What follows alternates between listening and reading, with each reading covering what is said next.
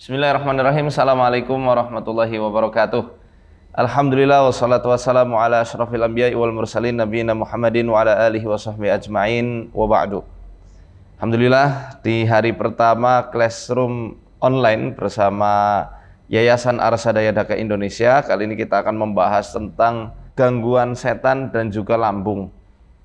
Karena kita di Arsada berdiri di tengah-tengah. Dalam menyikapi sebuah penyakit, kita perlu melihat sisi fisik dan sisi metafisiknya. Karena para ulama menjelaskan, bahkan di Al-Quran pun menjelaskan bahwa manusia ini tersusun tubuhnya bukan hanya dari jasad fisik saja, tapi juga ada jasad yang sifatnya astral. Ada yang zahir, ada yang batin. Ada yang terlihat, ada yang gaib. Yang terlihat, ya ini tangan kita, kulit kita, mata, lidah, hidung, telinga, semuanya. Termasuk jeroan kita yang nggak kelihatan pun itu masuknya yang zahir, yang nyata. Yang dia itu memadat dan punya fisik. Lambung kita, jantung kita, paru-paru kita, dan seterusnya. Tapi di satu sisi, ada yang sifatnya itu gaib. Ada jiwa, ada akal, ada ruh, bahkan korin yang menjadi perangkat hidup manusia sampai manusia itu mati. Kenapa saya katakan itu sebagai perangkat? Ya karena memang sudah Allah wakilkan ini korin ini sampai manusia itu meninggal. Nggak terlepas sedikit pun di setiap hembusan nafas manusia mereka selalu ngiringi. Di masa-masa privasinya manusia mereka pun ikut mengiringi. Ada korin jin, ada korin dari malaikat. Ma min ahadin minkum illa wa qad wukila bihi qarinuhu minal jinni wa qarinuhu minal malaikah. Tidak ada salah seorang di antara kalian pun kecuali telah ada korin dari bangsa jin dan korin dari bangsa malaikat. Malaikat sudah jelas, mereka bisik-bisikan kita untuk selalu taat kepada Allah, membantu kita untuk selalu taat sama Allah. Niat tahajud, malaikat bangunkan. Ya, kita baca ayat perlindungan, malaikat itu juga yang menjadi perantaraan perlindungan Allah untuk melindungi hambanya dan seterusnya. Dan korin malaikat kita malah lebih banyak, ada 4 sebenarnya. Jadi nggak ada alasan sebenarnya ketika manusia itu lebih memilih kesesatan. Lawang korin setannya cuma 1, korin malaikat ada 4 ini. Korin kan secara bahasa Arab artinya adalah pendamping yang nggak pernah terpisahkan. Soulmate ya itu.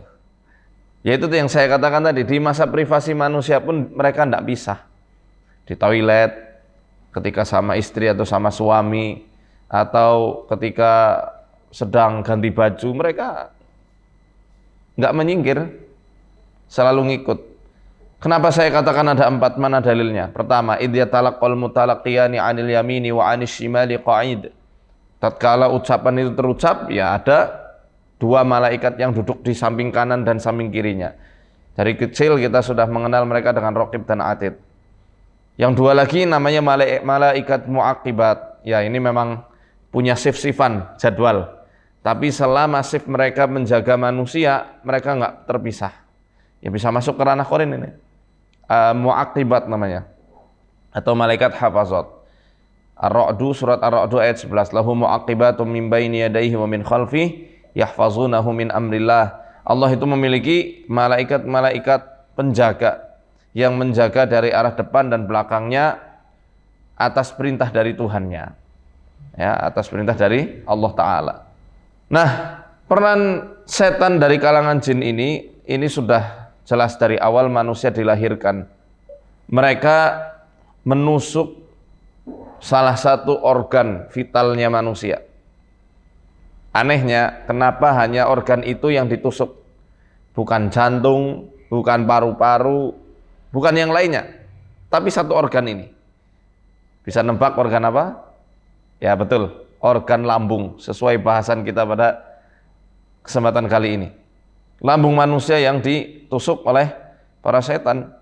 Kullu bani adama yad'unu syaitanu fi jambaihi bi isba'aihi hina yuladu. Setiap anak cucu Adam itu ditusuk lambungnya dengan 2 jari setan ketika mereka baru dilahirkan. Dalam riwayat lain dikatakan sehingga mereka itu menangis ketika baru dilahirkan. Kenapa? Karena diantaranya ditusuk sama 2 jarinya setan.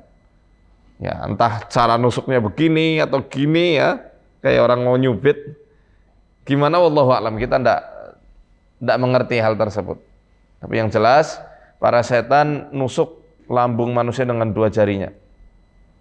Benar enggak tuh hadisnya? Ini hadis sahih riwayat Bukhari, ya. Hadis ini sahih riwayat Al-Imam Al-Bukhari. Al-Qurtubi menjelaskan apa sih makna dari tusukan setan itu? Hadza ta'nu minasyaitani huwa ibtida'ut taslid.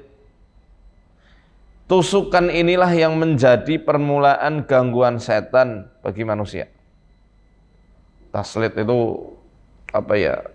Dia berusaha untuk menguasai. Ya kita terjemahkannya sebagai gangguan. Awal mula gangguan setan. Permusuhannya itu ditunjukkan dengan cara nusuk lambung. Lambung manusia yang pertama kali ditusuk, akhirnya nanti melahirkan beberapa gangguan-gangguan yang lain yang kaitannya erat sekali dengan lambung. Ada yang namanya was-was. Was-was hubungannya erat juga dengan lambung, teman-teman. Ada juga yang namanya itu tadi pola makan yang nggak teratur, lebih cenderung pada makan makanan yang tidak thayyib. Tidak thayyib, tidak apa? Tidak baik. Haram mungkin kalau untuk kaum muslimin mereka kesusahan. Walaupun tidak menutup kemungkinan orang muslim makan daging babi, minum khamar, tidak menutup kemungkinan. Yaitu muslim-muslim KTP. Tapi kalau yang Islamnya betulan, untuk makan makanan yang haram secara terang-terangan dan sadar dirinya mereka untuk makan itu susah. Oleh karena itu disebutkan dalam surat Al-Baqarah ayat 168, ya ayyuhan nasu kulu mimma fil ardi halalan thayyiba wa la tattabi'u khutuwatis syaitan innahu lakum aduwwum mubin. Hei sekalian manusia, makan yang ada di bumi ini makanan yang halal dan thayyib. Yang halal secara zatnya, halal cara ngambilnya juga, cara mencarinya, dan thayyib ini baik bagi akal, tubuh dan jiwa manusia. Tidak memabukkan, tidak bikin sakit, tidak bikin paru-parunya rusak, ya, tidak bikin impoten, tidak menggugurkan bayi, ya, atau yang semisalnya. Yang jelas dia sehat bagi tubuh, sehat juga bagi jiwa. Kemudian Allah melanjutkan di situ, jangan ikuti langkah setan. Buat apa? Ya buat membinasakan kamu. Karena setan itu musuh yang nyata bagi manusia. Susah dia untuk menyuruh manusia makan yang haram. Ini makanlah halal, makanan yang halal. Tapi terus-terusan setiap hari nggak bisa makan kecuali dengan apa? Contohnya mie instan. Atau tidak bisa makan dengan sayur-sayuran. Dia nggak bisa makan sayur, dia nggak bisa makan buah. Ini kok kebanyakannya yang saya temukan kasus-kasus orang-orang yang diikuti jin itu kayak gitu. Nggak doyan makanan sehat. Minumannya jarang banget dia minum air putih. Pasti harus ada minuman yang baik ada sodanya, pemanisnya terlalu kuat, zat pewarnanya juga kuat. Dan kalau dia kepengen makan itu kayak orang ngidam rasanya, teman-teman. Harus kalau nggak bisa, kalau nggak makan dia nggak bisa tidur, dia gelisah, dia was-was. Itu diantara gangguan mereka pada lambung manusia. Memprogram supaya manusia itu mengisi lambungnya itu dengan makanan-makanan yang tidak thayyib, halal secara zatnya. Kemudian caranya mungkin juga halal, tetapi ketika itu dikonsumsi terus-menerus jadi nggak thayyib. Saya nggak mengatakan mie instan, tepung terigu, pemanis buatan, kemudian minuman soda itu haram, enggak. Boleh, kita mau makan dan minum itu boleh sesekali saja. Jangan terus-terusan, jangan setiap hari. Karena kan prinsipnya jelas, kulu washrabu wa la tusrifu innahu la yuhibbul musrifin. Makanlah, minumlah, tapi jangan berlebih-lebihan. Ya karena Allah nggak suka yang berlebih-lebihan. Di antaranya kenapa Allah nggak suka? Karena itu bisa membuat manusia sakit, bisa membuat manusia celaka. Allah kan sangat sayangnya sama manusia itu, sampai urusan makan pun diperhatikan. Sampai urusan makan yang manusia itu berlebihan pun Allah nggak suka. Jangankan makan ini, Ya, ada sebuah hadis yang dikutip dalam kitab Al-Haqaiqut Tibbiyatu fil Islam. Innallaha yuhibbul utas wa yakrahut tatha'uba. Allah itu mencintai bersin dan tidak suka tatha'ub, menguap. Ini kan sepele banget ya. Bagi kita yang logikanya remeh-temeh ini, mungkin bertanya-tanya kenapa sih, apa hubungannya bersin dan juga nguap? Toh itu semuanya diizinkan sama Allah. Tapi ternyata ada di antara itu, saking rahmatnya Allah Ta'ala, saking mencintainya, saking sayangnya Allah sama manusia, sama hamba-hambanya, perkara itu pun disampaikan Rasulullah supaya manusia itu ngerti. Dalam bersin, virus-virus itu keluar, kuman-kuman keluar, penyakit-penyakit keluar. Allah sengajakan manusia ketika flu itu bersin-bersin terus. Ini sinyal alarm dari tubuh. Allah sudah mendesain tubuh kita sangat cerdas, sehingga saat kita terserang flu, kena virus dan lain-lainnya, kita dibuat bersin-bersin. Kerja alamiah yang secara otomatis Allah izinkan hal tersebut, Allah program hal tersebut, supaya virus-virus itu enggak mendekam di dalam tubuh manusia, dikeluarkan melalui bersin. Dan tentu setelah orang habis bersin, nggak mungkin dia malas, nggak mungkin dia ngantuk, pasti dia bergas, pasti dia langsung tersadar, ya kan? Nah, beda sama orang yang nguap. Orang nguap tanda oksigen ke otak kurang. Orang nguap ya saat dia tidak menutup mulutnya, setan suka sekali. Idza tata'aba ahadukum falyaruddahu mastata'a. Apabila salah seorang di antara kalian menguap, tahan sebisanya. Fa inna ahadakum idza qalaha dhahika syaitan. Karena kalau salah seorang di antara kalian itu nguap kemudian sampai ada suara, wah, maka setan ketawa terbahak-bahak. Dia senang, girang sekali setan itu. Kenapa girang? Bisa masuk. Karena tenggorokan kita nggak didesain layaknya hidung. Nggak ada rambutnya, ada yang tenggorokannya ada rambutnya. Tenggorokan ada rambutnya, ya upilnya pindah ke tenggorokan, nggak ke hidung.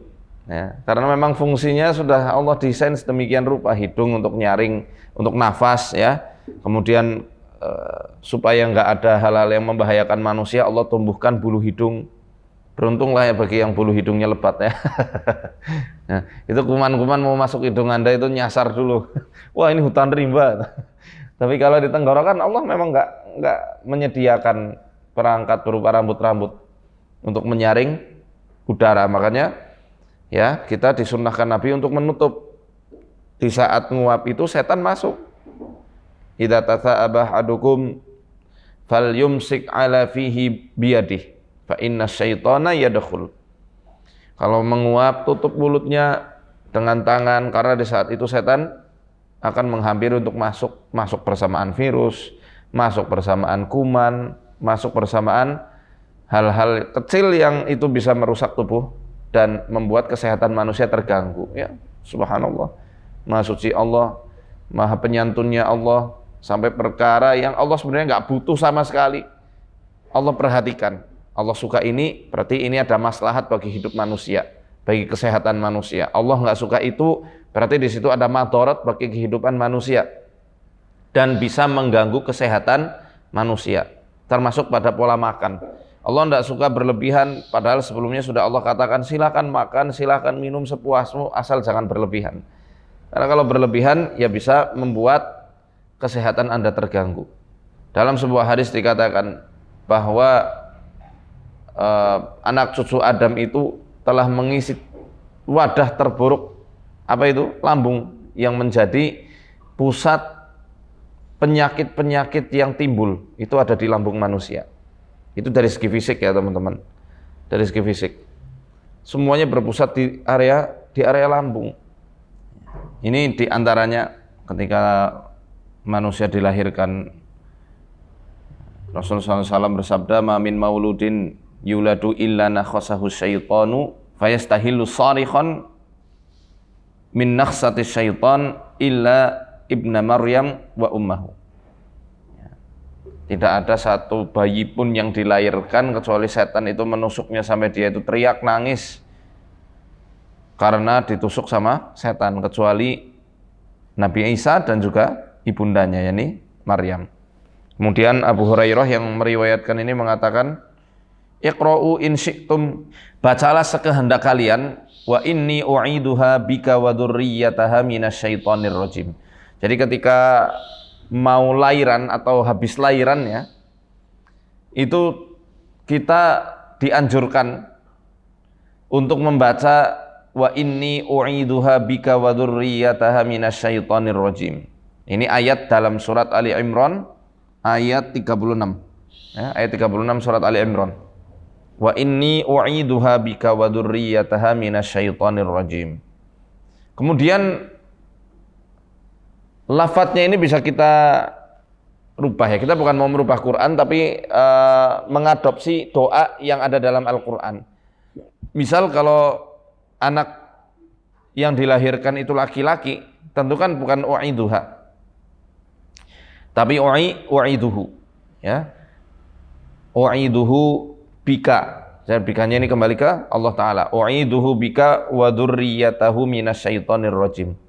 Sambil ditiupkan ya. Boleh seperti itu.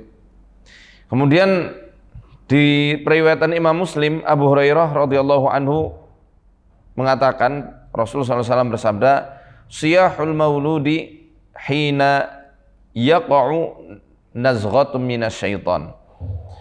Nangisnya seorang bayi ketika dia itu merojol ya, ketika lahir, maka itu adalah dari gangguannya setan.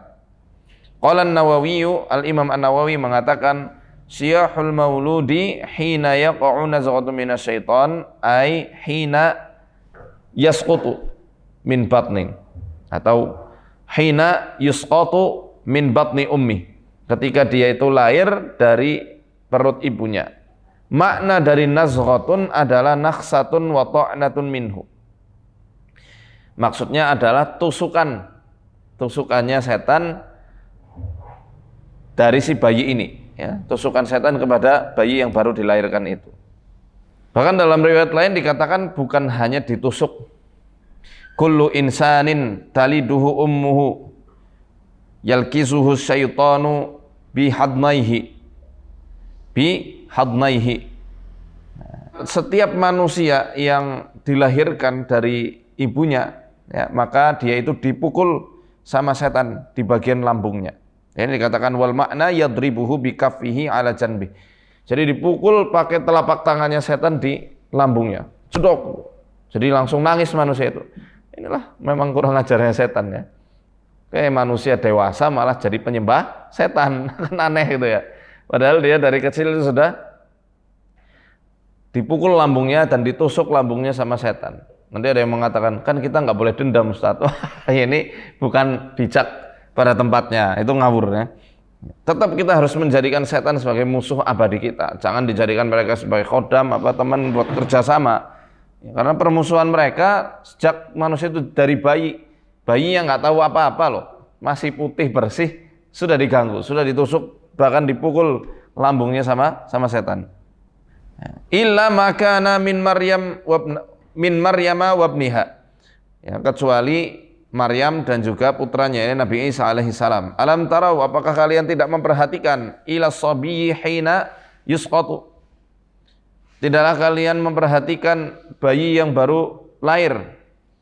Kaifa yasrah, bagaimana mereka itu teriak, nangis gitu. Bala ya Rasulullah, tentu kami memperhatikan wahai Rasul. Ya. Kemudian kata Rasulullah, fadzaka hina yalkizuhu syaitan bihadnaihi. Itulah tatkala mereka sedang dipukul lambungnya oleh setan. Ya. Ibnu Qayyim al-Jauziyah rahimahullah ta'ala mengatakan, innallaha subhanahu iqtadat hikmatahu an wukila bi kulli wahidin min waladi adama syaitanan. Itulah hikmah kebijaksanaan Allah itu telah ditetapkan bahwa Allah telah menjadikan di setiap individu anak cucu Adam itu ada satu setan. Fasyaitonul mauludi, setan yang dia itu hadir pada kelahiran seorang bayi, qad khanasa yantaziru khurujahu, ya. Jadi ketika manusia dilahirkan, setan yang mau nusuk lambungnya atau napok lambungnya itu dia sudah bersembunyi. Yantaziru khurujahu, yang dia itu menanti-nantikan keluarnya bayi itu. Kapan nih brojolnya? Pas sudah brojol, liyuqarrinahu wa yatawakkalu bihi. Dia kemudian langsung nempel ke bayi itu dan menjadi temannya sepanjang hidup manusia yang baru dilahirkan. Jadi awal mula korin kita tuh kayak gitu. Ya, nggak ada korin yang baik, korin setan yang baik ya. Yang baik dan diislamkan hanya korinnya Rasulullah SAW sebagai khususiyahnya beliau, sebagai mukjizatnya beliau. Tapi untuk manusia secara umum nggak ada setan korin yang baik. Namanya setan yang nggak baik ya. Jadi dia sudah sembunyi terlebih dahulu, nunggu lapas baru lahir, baru dia nabok, ya entah ada dua kemungkinan, entah dia nabok, entah dia nusuk. Yang jelas kedua-duanya betul dan ada dalilnya. Faida infasala, apabila bayi itu telah berpisah dari ibunya, dia lahir maksudnya, istaqbalahu syaiton, maka setan langsung menyambutnya. Wa ta'anahu fi khasiratihi, dia langsung menusuk di lambungnya itu, di perutnya itu.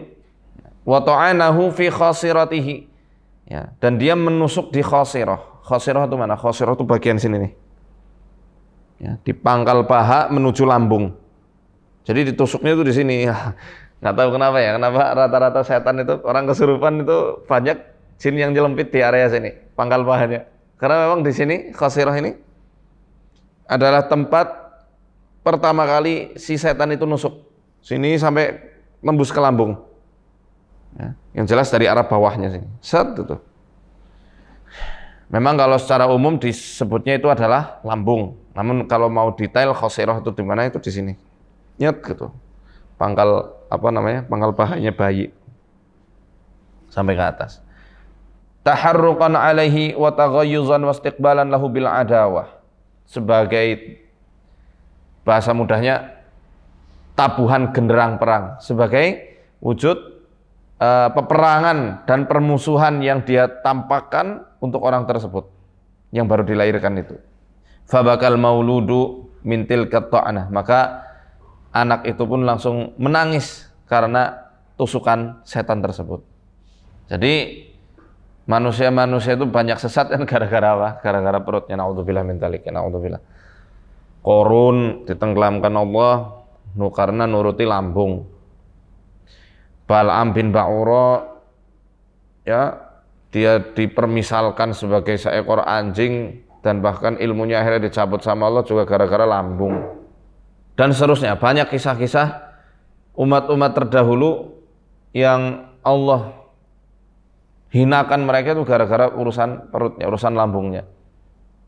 Jadi dari cara pola makan, ya, kemudian dari pola makan ini kan kalau dari sisi pembahasan metafisik, kita tidak hanya memperhatikan zatnya baik atau tidak, bernutrisi atau tidak, tapi juga dari cara ngambilnya.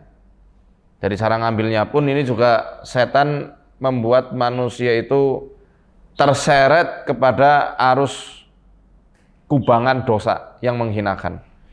Ada yang mengambilnya dengan cara mencuri, korupsi, ada yang mengambilnya dengan cara riswah, suap, atau riba. Nah, riba ini yang paling parah kan? Dipermisalkan dengan orang yang kesurupan kelak ketika dia dibangkitkan Allah di hari kiamat. Alladzina ya'kuluna riba la yaqumuna illa kama yaqumul ladzi yatakhabbathuhu syaitanu minal mas. Dzalika bi annahum qalu innamal bai'u mithlur riba wa halallahu al-bai'a wa harrama ar-riba. Faman ja'ahu mau'izatun min rabbih fantaha falahu ma salafa wa amruhu ila Allah. Wa man 'ada fa ulaika ashabun nari hum fiha khalidun. Ya, orang-orang yang memakan riba Tidaklah dia berdiri di hari kiamat itu kecuali seperti berdirinya orang yang dikuasai setan, maksudnya dibuat kerasukan. Ya. Jadi intinya itu ya. Setan senang banget ketika manusia itu memakan makanan yang dia masukkan melalui hasil usahanya tapi dari riba. Di ayat berikutnya kan, di ayat-ayat berikutnya dikatakan ya ayyuhalladzina amanu taqullaha wa daru ma baqiya minar riba in kuntum mu'minin. Fa in lam taf'alu fa'dhanu biharbin minallahi wa rasulih. Hai orang yang beriman, bertakwalah sama Allah, wa daru ma baqiya minar riba, dan tinggalkanlah bagian-bagian dari riba sekecil apapun itu. Kalau kamu nggak melakukan itu, ya, fa'dhanu biharbin minallahi wa rasulih. Umumkan perang aja sama Allah dan Rasulnya. Nah, siapa yang menang kan? Siapa yang bakal menang kalau perang sama Allah dan Rasulnya? Tadi dari pola makan. Besok insya Allah akan dijelaskan di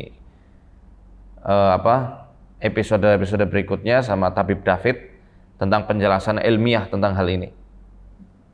Hubungan pola makan dengan gangguan lambung. Nah, sekarang kita akan membahas dari segi jinologi, ya, ilmu perjinan ini, tentang hubungan was-was dengan lambung. Itu juga sangat erat kaitannya.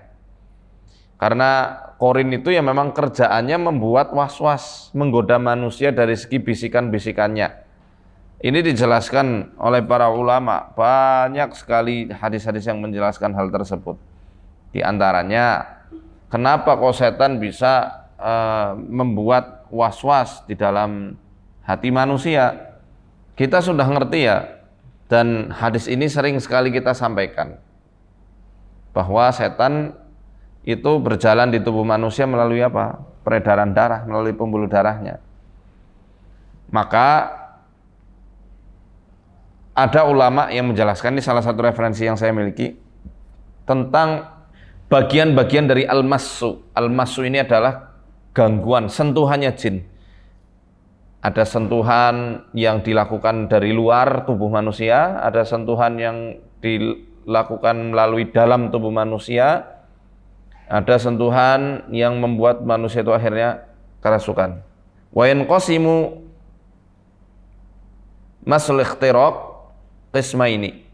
Gangguan jin berupa ikhtiraq. Ikhtiraq ini artinya menembus ya. Maksudnya adalah merasuk ke dalam tubuh manusia.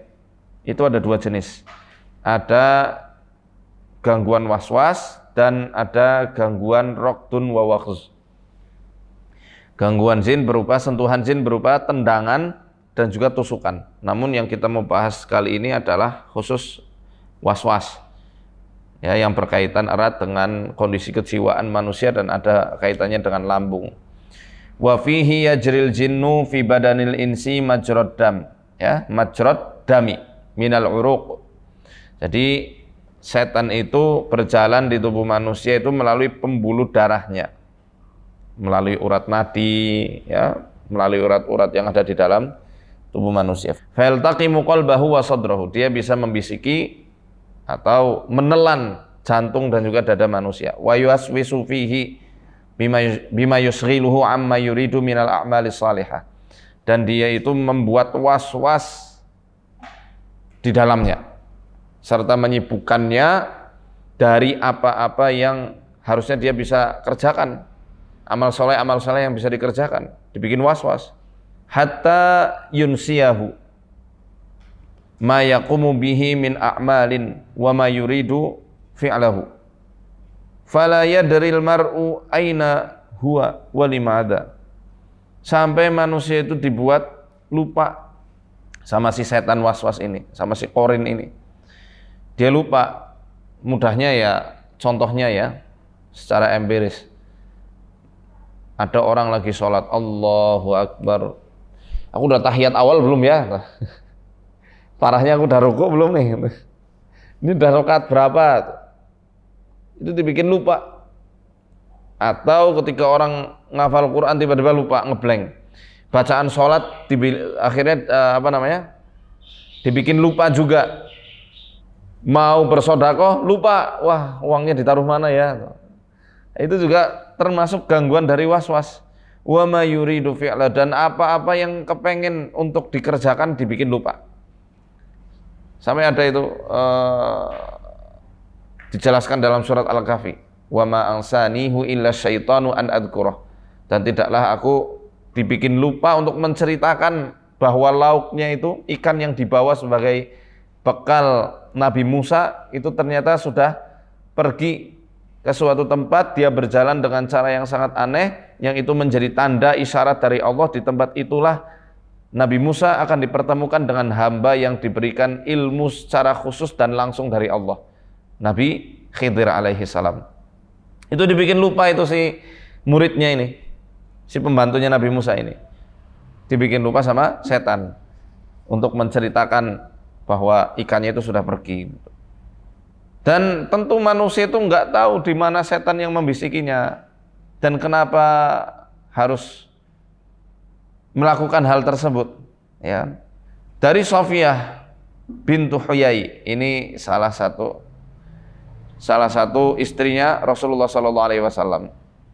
Rasul SAW pernah bersabda, Inna syaitana yajri min ibni Adam majrad dam. Sesungguhnya setan berjalan di tubuh manusia itu melalui pembuluh darahnya.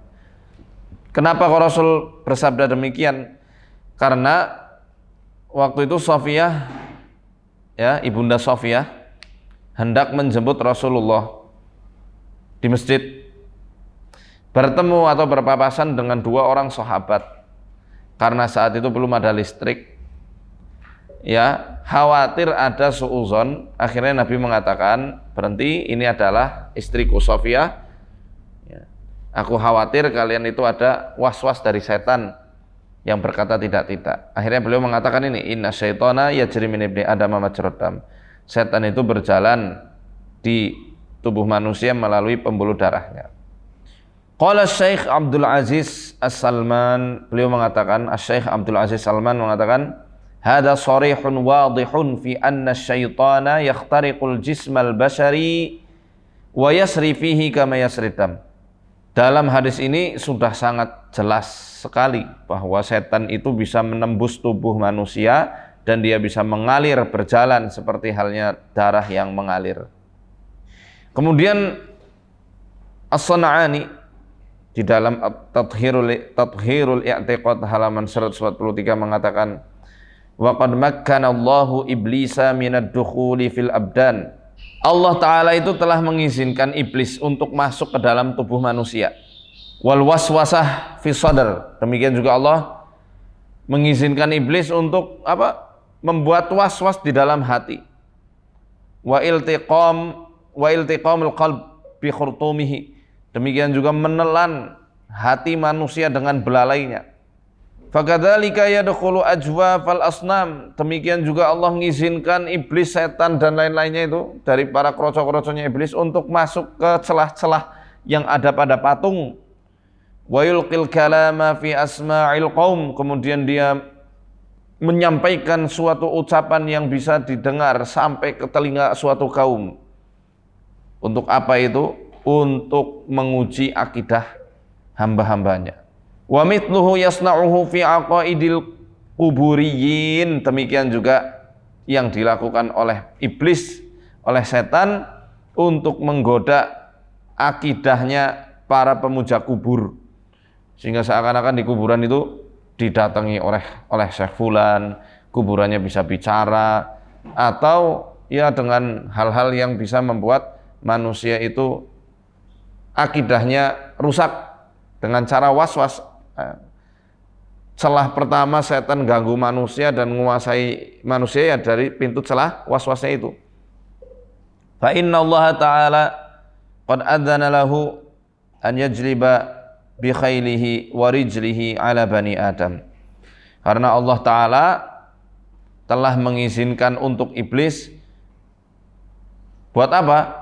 Buat mendatangi manusia itu, menyeret manusia itu dengan pasukan kavalerinya, pasukan infanterinya untuk menggoda anak cucu Adam. Jadi pasukan kavaleri yang pakai kuda, pasukan infanteri, pasukan pejalan kakinya itu memang sudah Allah izinkan, silakan. Tapi ingat, kamu nggak punya kekuasaan sedikit pun pada hamba-hambaku yang mukhlas, pada hamba-hambaku yang sudah ditolong untuk ikhlas kepada Allah. Dan derajat mukhlas ini nggak mungkin bisa digapai kecuali bagi orang yang mukhlis. berusaha untuk ikhlas. Ya. Nah, dari sini saya ada referensi yang lain yang mengatakan bahwa alat dari was-was itu adalah angin. Dan kita ngerti kan, pasti orang yang kena gangguan lambung ya, itu gasnya pasti banyak. Begah, sering kembung, sering sendawa, kadang juga mencret-mencret. Kenapa mencret? Ya karena dingin perutnya. Besok dibahas lebih lanjut sama Tabib David. Di sini saya hanya mengawali dari sisi demonologi berdasarkan Quran dan Sunnah. Ya, ilmu perjinan gitu ya. Qala Abul Hasan Al-Asy'ari huwa Ali bin Ismail bin Salim bin Ismail bin Abi Musa Al-Asy'ari Abul Hasan. Wulida am 270. Beliau adalah Ali bin Ismail dan tadi sudah saya sebutkan ya, dilahirkan tahun 270 Hijriah. Beliau Imam Abul Hasan Al-Asy'ari pernah mengatakan di dalam maqalahnya, waqtalafu fi syarril waswas. Waqtalafu fi syarril waswas. Para ulama itu berbeda pendapat tentang yang dimaksud kejahatan waswas setan. Min syarril waswasi syaitan. Kaifa yuwaswis, gimana setan itu bisa menimbulkan waswas? Ya, caranya gimana? Qala qailun, ada sebagian ulama yang berpendapat annahum yuwaswisuna, mereka itu membisikkan bisikan jahat. Wa qad yajuzu an yakuna Allah taala ja'ala al-jawwa adatan lahum. Ya. Jadi mungkin saja Allah taala itu menjadikan al-jawwu. Al-jawwu itu udara yang ada di sekitarnya sebagai piranti bagi jin, bagi para setan untuk mengganggu manusia, sebagai alat media supaya setan itu mudah membuat waswas bagi manusia. Au ja'ala lahum adatan ma ghairul jawi, atau bisa juga Allah itu menjadikan salah satu hal yang bisa menjadi alat, menjadi piranti selain udara. Ya. Wadzalika muttasilun bil qalbi fayuharriku syaitanu tilkal alata min jihati ba'di khuruqil insan. Dan alat tersebut tersambung pada kolbu manusia. Setan itu menggerak-gerakkan alat tersebut dari suatu sisi, dari lubang-lubang atau celah-celah yang ada di tubuh manusia. Fayusalul waswas ila qalbihi bitilkal alah. Kemudian muncullah waswas yang kemudian sampai kepada hati manusia dengan alat tersebut. Dari hipotesa para ulama terdahulu, ini termasuk ulama salaf ya, bahwa bisa saja Allah menjadikan beberapa alat-alat piranti-piranti khusus yang dipergunakan bagi jin, setan kalangan jin untuk membuat waswas manusia ya. Yang disebutkan oleh para ulama tadi adalah al-jawu. Al-jawu ini adalah udara. Gampangannya adalah angin. Lihat aja orang yang sering was-was dalam hal ibadah, anginnya gede, anginnya banyak misalnya dalam perut. Allahu Akbar, gluduk. Wah, aku kentut ini kayaknya nih, batal sholatnya. Dibatalkan sholatnya. Wudhu lagi. Wudhu, balik lagi perutnya, gemelutuk. Kayak ada angin yang mau keluar, dibatalkan lagi. Wudhu lagi. Seterusnya seperti itu. Atau ketika ini sujud, seakan-akan kayak ada yang keluar, geluduk. Akhirnya dia membatalkan sholat. Ini saya tangani kasus-kasus semacam ini banyak sekali dari tahun 2000 berapa ya. Saya lulus pondok, selesai pengabdian 2011. Termasuk ada dari keluarga saya sendiri, saudara saya. Itu kayak gitu.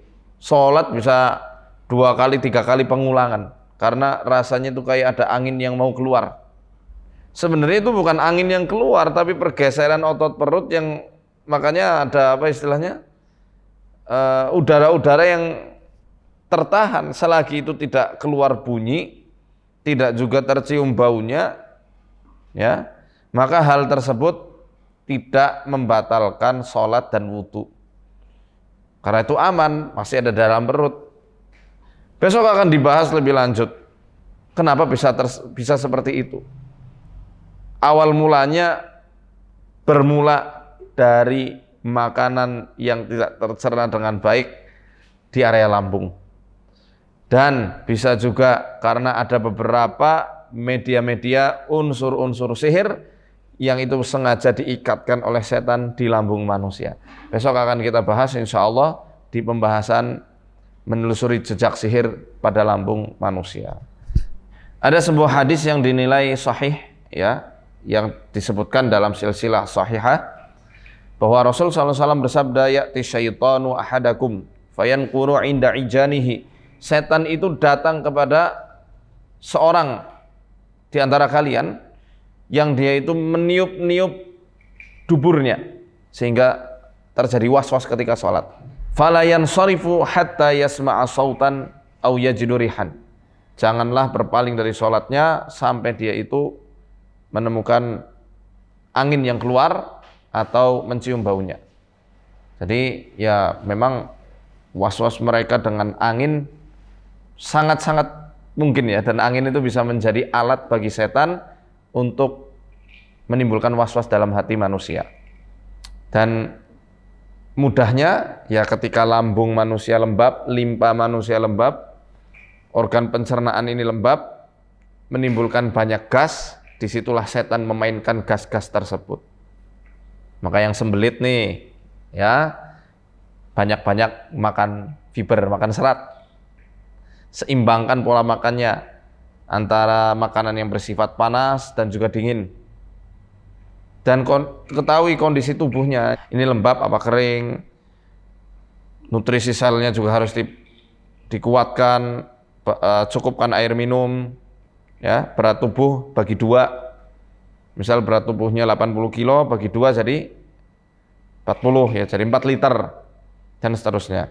Kemudian oksigen dengan cara berolahraga, dan asam amino yang didapatkan melalui nabati, ya, atau dari protein hewani. Biasanya sih kita suruhnya itu menggunakan daun kelor di sayur bening. Nanti ada bahasan khusus tentang racikan herbal di hari ke-6 insyaallah. Ya, alhamdulillah sesi pertama kita cukupkan dulu. Besok di hari kedua kita akan membahas tentang hubungan al-ain, pengaruh jahat al-ain, pengaruh jahat hasad terhadap lambung manusia. Bagaimana pengaruh-pengaruhnya? Insya Allah kita lanjut besok lagi di hari kedua. Di hari ketiga kita membahas penelusuran jejak sihir di lambung manusia. Ikuti terus di Arsada Classroom. Jangan kemana-mana, jangan sampai ketinggalan juga, karena rugi kalau sampai ketinggalan, ya. Sebarkan untuk teman-teman, untuk kerabat, saudara, keluarga yang membutuhkan maklumat ini. Semoga ini bisa menjadi amal jariah kita, ilmu yang bermanfaat, yang bisa memberatkan timbangan amal soleh kita di yaumil hisab nanti. Amin Allahumma amin. Terima kasih. Arsadani Allah wa iyyakum. Wassalamualaikum warahmatullahi wabarakatuh.